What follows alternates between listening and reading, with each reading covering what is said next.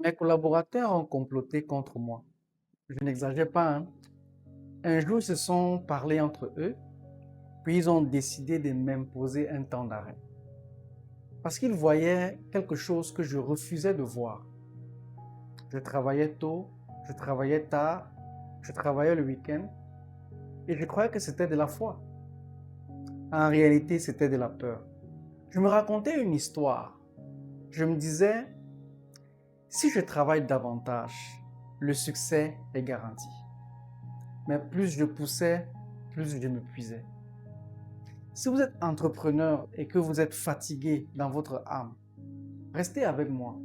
Parce qu'aujourd'hui, je vais vous montrer pourquoi certains entrepreneurs portent plus de fruits que vous, avec le moins de stress que vous. Et cela repose sur seulement deux mots. Deux mots qui ont radicalement changé ma façon de travailler. Il s'agit de la grâce et de la persévérance. Mais attention, la plupart des chrétiens comprennent mal les deux. Et cette erreur leur coûte leur paix, leur santé et parfois même leur entreprise. Je suis Gildas Tankou, j'accompagne les entrepreneurs chrétiens à aligner leur business sur les principes du royaume de Dieu.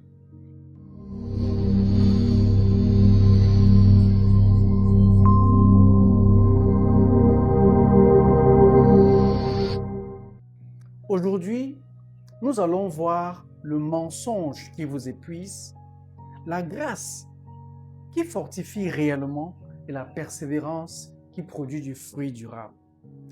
Et la troisième partie risque de vous surprendre. Nous allons commencer avec le mensonge de l'autosuffisance. L'un des plus gros mensonges que j'ai cru est simple.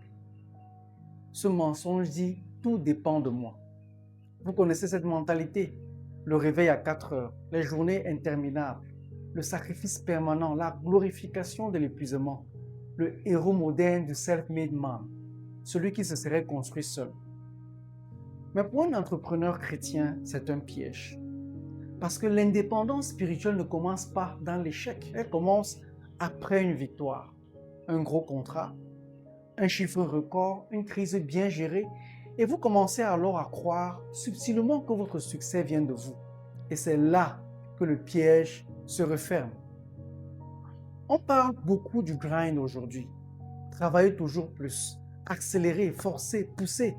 Mais le grind finit toujours par réclamer son tribut. Votre paix, votre joie, votre famille, votre santé. Et Salomon, l'homme le plus riche de son temps, écrit ceci. En vain vous vous levez tôt, vous vous couchez tard et vous mangez le pain de douleur. Il en donne autant à ses bien-aimés pendant leur sommeil. Psaume 127, verset 2. Le pain de douleur, le pain gagné dans l'angoisse. Le texte ne dit pas que le travail est mauvais, il dit que le travail mené dans l'anxiété est vain. Que pendant que vous vous épuisez à 2 heures du matin, Dieu, lui, pourvoit ses bien-aimés pendant leur sommeil. Donc le problème n'est pas le travail, le problème est l'anxiété. Le problème est de porter seul ce que Dieu ne vous a jamais demandé de porter. Alors vérifiez honnêtement. Avez-vous perdu votre paix, votre sommeil, votre temps avec Dieu, votre capacité à vous arrêter? Pour ma part, il y avait un indicateur encore plus profond. Je voulais prouver quelque chose, prouver ma valeur, prouver que ceux qui m'avaient sous-estimé avaient tort. Ce moteur-là n'était pas la foi, c'était une blessure. Et lorsqu'une blessure dirige votre entreprise, elle finit toujours par vous conduire dans un mur. Alors voici la vraie question. Dans quel domaine êtes-vous en train d'accomplir les choses uniquement par votre propre force? Parce que dans quelques instants, vous allez découvrir pourquoi la grâce biblique n'a presque rien à voir avec ce que la plupart des chrétiens imaginent, notamment le repos passif, croiser les bras et laisser Dieu faire. Non, c'est la grâce qui fortifie. Le mot grec, c'est charis. On le traduit par grâce ou faveur divine. Et la plupart des gens s'arrêtent là. La grâce, c'est gratuit, c'est pour tout le monde, point. C'est vrai, mais c'est incomplet. Dans le monde gréco-romain, charis n'était pas un mot religieux fou. C'était le mot du système du patronage. Le patron, le bienfaiteur, accordait sa charis, une faveur réelle, imméritée, qu'on ne pouvait pas s'offrir soi-même. Mais ce don entrait dans une relation. Celui qui le recevait répondait par la loyauté, la fidélité, le service. La charis allait dans les deux sens. Le don gratuit du patron et la fidélité reconnaissante de celui qui le recevait. Vous voyez ce que ça change pour un entrepreneur, pour vous? La grâce n'est pas un laisser-passer qui vous dispense d'agir. C'est l'entrée dans une relation de loyauté avec un patron divin, le vrai propriétaire de votre entreprise. Vous ne travaillez plus pour gagner sa faveur. Vous travaillez à partir d'une faveur déjà reçue. Le moteur change. La peur cède la place à la fidélité. Et l'Ancien Testament prépare exactement cela. Le mot hébreu « chen », c'est la faveur imméritée. La première fois qu'on le rencontre, c'est avec Noé. On dit Noé trouva chen, grâce aux yeux de l'Éternel. Genèse 6, verset 8. Avant que Noé ne construise quoi que ce soit, dont la faveur précède l'œuvre. Et il y a un deuxième mot, précède, la fidélité d'alliance, l'amour loyal de Dieu qui ne lâche pas. Voilà votre sécurité. Vous n'êtes pas tenu par vos performances, vous êtes tenu par son recette. Mais actionner la grâce, ce n'est pas rester passif, comme je l'ai dit tantôt. Quand je dis qu'on s'appuie sur la grâce, je ne parle pas de ne rien faire. Je parle de puiser dans une présence. Vous n'avez pas besoin d'un pouvoir surhumain pour accomplir ce que Dieu a déposé dans votre cœur. Vous avez besoin du pouvoir qui vient de sa présence. Et à partir de là, tout coule. La grâce n'enlève pas l'action. Elle enlève l'épuisement de l'action. Et Matthieu 11, verset 28-30 vient tout changer. Jésus dit, « Venez à moi, vous tous qui êtes fatigués et chargés, et je vous donnerai du repos.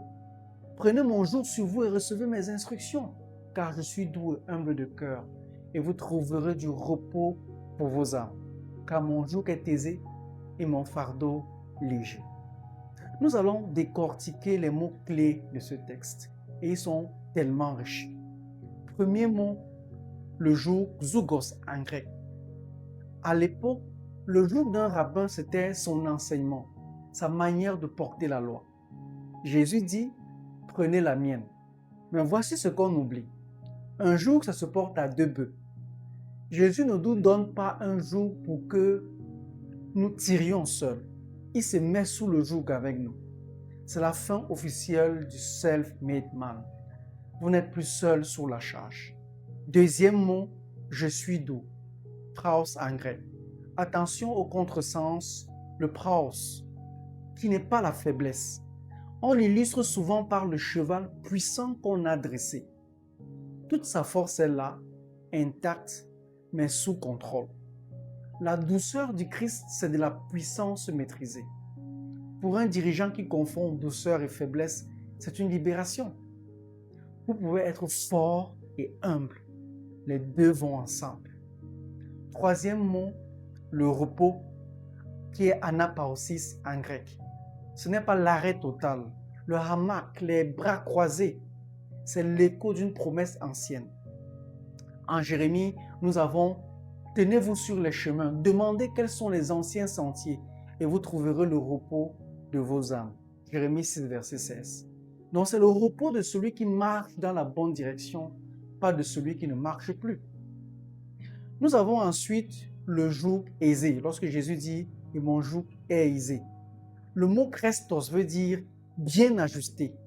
Un joug taillé pour ne pas blesser. Le problème n'a jamais été que vous portiez une charge. Ce n'est pas ce que Jésus veut dire. Le problème, c'est que vous portez une charge qui n'était pas faite pour vous ou que vous la portiez seul. Voilà le premier pédalier, la grâce, la faveur reçue, la présence qui fortifie le joug partagé. Mais une bicyclette n'avance pas sur une seule pédale.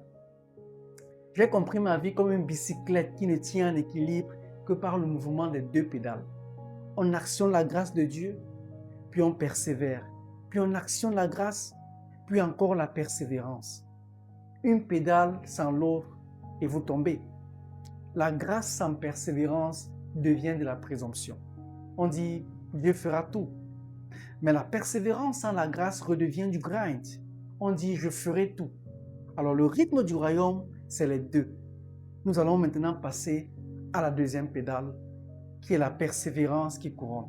Heureux l'homme qui supporte la tentation, car après avoir été éprouvé, il recevra la couronne de vie que le Seigneur a promise à ceux qui l'aiment. Nous dit Jacques au chapitre 1, verset 12. Le mot grec ici, c'est upomeno. Et il est magnifique parce qu'il est très concret. Il est fait de deux morceaux, upo qui signifie sous et meno qui signifie demeurer. Upomeno, c'est demeurer sous la charge. C'est rester sous le poids sans s'effondrer. On confond souvent ce mot avec un autre, proskateresis, qui désigne la persévérance assidue, celle de la prière et de l'attachement fidèle. Les deux comptent, mais le mot de Jacques, celui de l'épreuve traversée, c'est upomeno. Ce n'est pas serrer les dents par sa propre force. C'est rester sous la charge en confiance parce qu'on sait qui partage le jour. Deux autres mots dans ce verset, peirasmos, qui est l'épreuve et qui veut dire à la fois le test et la tentation. Exactement comme une saison difficile en affaires vous teste et vous tente d'abandonner. Et heureux, c'est makarios, non pas un sourire de surface, mais l'épanouissement profond de celui qui est à sa place même dans la tempête. Paul décrit la même mécanique comme une chaîne. La tribulation produit la persévérance et la persévérance, la victoire dans l'épreuve et cette victoire, l'espérance. Vous pouvez le trouver en Romains 5, versets 3 à 4. Donc regardez l'ordre. Nous avons la pression qui produit l'endurance qui produit un caractère éprouvé, dokimo, le mot qu'on utilisait pour un métal passé au feu et déclaré pur. Et ce caractère produit l'espérance. Donc chaque défi que vous traversez, sans lâcher, forge en vous une structure capable de résister à l'usure du temps. La persévérance ne fait pas qu'avancer votre entreprise. Elle vous fabrique. Nous vivons une époque obsédée par la gratification instantanée. Mais dans le royaume, comme dans toute entreprise solide, la victoire se construit dans le temps long. Structurer une activité, faire mûrir une équipe, transformer une culture, rien de cela ne se fait en un jour. Et Jésus le dit par une image agricole. Un homme jette la semence en terre, qu'il dorme ou qu'il veille, elle germe et croît sans qu'il sache comment. La terre produit d'elle-même. Marc 4, versets 26 à 29. Alors Dieu travaille en silence sous la terre, là où vous ne voyez rien. Alors ne déracinez pas ce que vous avez semé juste parce que ça ne pousse pas assez vite. Ce n'est pas la rapidité d'exécution qui produit la couronne. C'est la fidélité, comme j'aime à le dire. Persévérer dans ces moments-là, quand l'enthousiasme du début est retombé et que les résultats tardent, c'est une preuve d'amour. C'est refuser d'abandonner la vision qu'il vous a confiée, même sans en voir encore les fruits. Voici donc votre question. Dans quel projet, dans quel département êtes-vous en ce moment fatigué d'attendre les résultats? Et si cette saison d'attente était justement le lieu où vous prouvez votre fidélité, plutôt que de céder à la frustration? Mais attention, si je m'arrête là, vous pourriez entendre quelque chose de faux. Vous pourriez croire que se reposer sur la grâce et persévérer, ça veut dire travailler avec mollesse, sans exigence, sans structure. C'est l'exact contraire. Et c'est là que je dois vous parler d'un mot qui dérange, la rigueur. Premier point, la rigueur n'est pas le grind. Vous pouvez être en train de vous dire, mais Gildas, vous avez écrit un livre qui s'appelle « Oser la rigueur ». N'est-ce pas contradictoire avec tout ce que vous venez de dire sur la grâce? Non. Et la différence est vitale. Le grind, C'est l'effort anxieux de celui qui croit que tout repose sur lui. La rigueur, c'est la fidélité disciplinée de celui qui sait à qui tout appartient. Le grain vous broie, mais la rigueur vous tient. La rigueur, c'est précisément la forme concrète que prend l'upomeno dans une entreprise. La structure qui fait continuer quand l'émotion des débuts est retombée. Les tableaux de bord, les non négociables, l'excellence opérationnelle, ce ne sont pas des idoles. Ce sont les rails qui vous permettent de persévérer sans dépendre de votre humeur du matin. Deuxième point, la rigueur comme reconnaissance. Et voici le lien le plus profond. Souvenez-vous de la charis. La faveur reçue appelle une fidélité en retour. Eh bien, la rigueur, c'est ça. C'est la réponse de l'intendant au propriétaire. Quand je travaille avec excellence, ce n'est plus pour mériter quoi que ce soit. C'est déjà donné. C'est par gratitude. Chaque dossier soigné, chaque détail tenu devient une manière de dire merci au maître de l'entreprise. C'est tout le projet du livre, transformer la rigueur qu'on perçoit comme une contrainte froide en un acte d'adoration. Au lieu d'être l'autel de votre ego, votre travail devient l'autel d'un témoignage de sa fidélité. Si ce basculement vous intéresse, passer du grain anxieux à la rigueur reconnaissante, j'ai mis tout le système dans Oser la rigueur. Le lien est en description. Mais ne l'achetez pas pour travailler plus. Achetez-le pour travailler juste. J'avais promis de vous montrer les rythmes que j'ai changés. Les voici. Mais je dois commencer par l'erreur que j'ai failli commettre, parce que vous allez avoir le même réflexe que moi, bien entendu pour certains. Mon premier réflexe a été de sortir une calculatrice. Je me suis dit, je vais donner 50% de ma journée à chercher Dieu et le reste au travail. Aussi absurde que cela puisse être. 50% de grâce, 50% de persévérance. Ça sonnait vraiment spirituel et je me suis rendu compte que c'était faux. Parce que regardez ce que ce calcul fait. Il coupe ma journée en deux.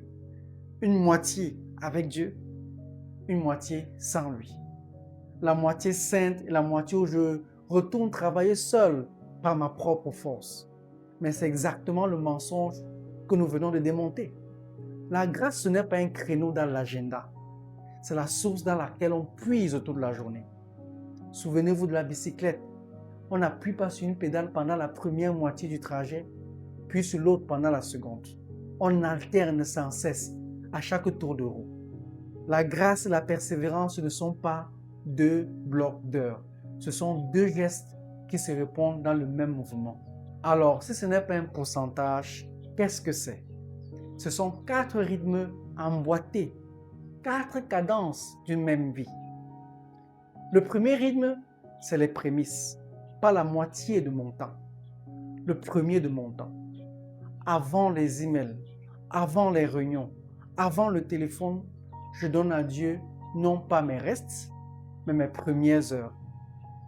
La Bible dit, honore l'Éternel avec tes biens et avec les prémices de ton revenu. Proverbe 3, verset 9. Les prémices, ce n'est pas la plus grosse part, c'est la première. Ce qui compte, ce n'est pas la quantité d'heures, c'est l'ordre. Celui que vous cherchez en premier est celui à qui vous appartenez. Le deuxième rythme, c'est la présence continue. Et c'est ici que vivent vraiment vos 50%. Pas dans un créneau d'études, mais dans une dépendance qui traverse toute la journée. Souvenez-vous du verset « Venez à moi, vous tous qui êtes fatigués et chargés, et je vous donnerai du repos ». Matthieu 11, verset 28. Remarquez la direction. Quand les choses deviennent difficiles, un client impossible, une trésorerie tendue, un doute qui vous réveille la nuit, votre réflexe sera de fuir, de vous cacher, de serrer les dents. Faites l'inverse. Courez vers lui avec le problème et non loin de lui. Vous ne venez pas lui présenter une façade propre. Vous venez avec la peur et vous repartez avec son repos. Et ce repos n'est pas toujours un changement de situation. C'est souvent la même situation, mais portée à deux. Demeurer, c'est garder une conversation ouverte dans les deux sens. Lui qui parle par sa parole, vous qui répondez par la prière. Demeurez en moi et moi en vous. Alors n'attendez pas l'heure prévue. Quand en pleine journée, vous sentez l'Esprit vous inviter à vous arrêter, arrêtez-vous et priez.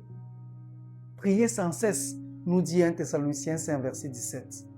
Le fil ne se coupe pas à la sortie de votre temps du matin. Le troisième rythme, c'est le sabbat. Un jour chaque semaine où je m'arrête. Pas parce que tout est terminé, ça ne l'est jamais en entrepreneuriat. Mais parce que m'arrêter, c'est déclarer que l'entreprise ne repose pas sur moi. Le sabbat, c'est la pédale de grâce inscrite dans la semaine elle-même. Dieu l'a cousu dans la création avant même de l'ordonner. Un entrepreneur qui ne s'arrête jamais ne croit pas vraiment que Dieu travaille pendant son sommeil. Quatrième rythme, c'est la retraite. Au-delà de la journée et de la semaine, je prends rendez-vous avec Dieu chaque mois pour faire le point avec lui. Et plus longuement, plusieurs fois dans l'année, pour étudier la parole en profondeur, comme on creuse un puits et non comme on grignote, pour réécouter la vision. Jésus lui-même le faisait. Il se retirait dans les déserts et il priait. Mais ces rendez-vous ne valent rien sans une chose que notre époque a presque tuée, le silence. Il y a des moments où j'apprends à poser le téléphone, pas d'appel, pas de notification, pas d'écran. Non pas pour être plus productif, mais pour redevenir capable d'écouter et d'entendre. Souvenez-vous d'Élie, Dieu n'était ni dans le vent, ni dans le tremblement de terre, ni dans le feu. Il était dans un son doux et subtil. On n'entend pas un murmure au milieu des notifications. Créez le silence et vous entendrez ce que le bruit vous cachait. Alors voilà le rythme, les prémices chaque matin, la présence toute la journée, le sabbat chaque semaine, le rendez-vous chaque mois et la retraite dans le silence plusieurs fois dans l'année. Ce n'est pas 50% de Dieu et 50% de travail, c'est 100% de grâce et 100% de travail fidèle. Les deux pédales à chaque tour de roue. Et soyez honnête avec moi, comme je le suis avec vous. Je ne vous dis pas que je maîtrise ce rythme. Je vous dis que c'est la direction dans laquelle je marche. Certains jours j'y arrive, d'autres le grind reprend le guidon. Mais je sais maintenant à quoi ressemble le bon chemin.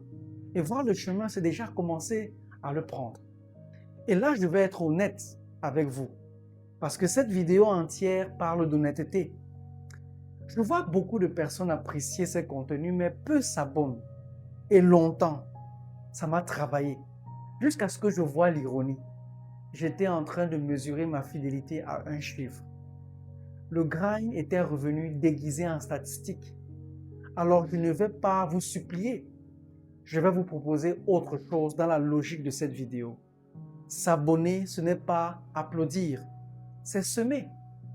C'est rester dans le champ pour la moisson longue. Si ce que vous avez entendu aujourd'hui vous a nourri, restez pour la suite parce que chaque jour je travaille à vous apporter de meilleurs contenus pour votre dépendance à Dieu et l'alignement de votre foi à votre business. Vous ne voudrez pas manquer ça. Et faites-moi une faveur qui aide vraiment quelqu'un. En commentaire, écrivez le projet où vous êtes fatigué d'attendre les résultats en ce moment. Un mot suffit, je les lis. Et si vous connaissez un entrepreneur épuisé qui a besoin d'entendre que sa force seule ne suffit pas et que c'est une bonne nouvelle, envoyez-lui cette vidéo. Vous serez peut-être l'arrêt que ses collaborateurs n'ont pas osé lui imposer. Voici votre seule tâche cette semaine. Pas 10, mais une seule. Prenez 10 minutes et répondez par écrit à cette question. Où en ce moment est-ce que je porte seul un jour qui n'était pas fait pour moi? Puis nommez une chose, une seule, que vous allez remettre à Dieu et une que vous allez continuer à porter avec fidélité. la grâce et la persévérance, les deux pédales. Ce jour où mes collaborateurs se sont concertés pour m'arrêter, aujourd'hui je leur suis reconnaissant. Ils voyaient ce que je ne voyais pas, que ma force ne suffisait pas et que ce n'était pas une défaite. C'était la porte d'entrée de la grâce. Si Dieu est vraiment le propriétaire de votre entreprise, tout ce qu'il attend de vous, c'est que vous appuyez sur sa grâce et que vous persévérez dans ce qu'il vous a confié. Vous actionnez la grâce, puis vous persévérez et ainsi de suite. Vous n'êtes pas seul sous le joug. Vous ne l'avez jamais été. La prochaine fois, je partagerai avec vous ma perspective sur l'argent qui a radicalement changé ma relation avec Dieu. Vous ne voudrez pas manquer cela. Merci, à bientôt, bye bye.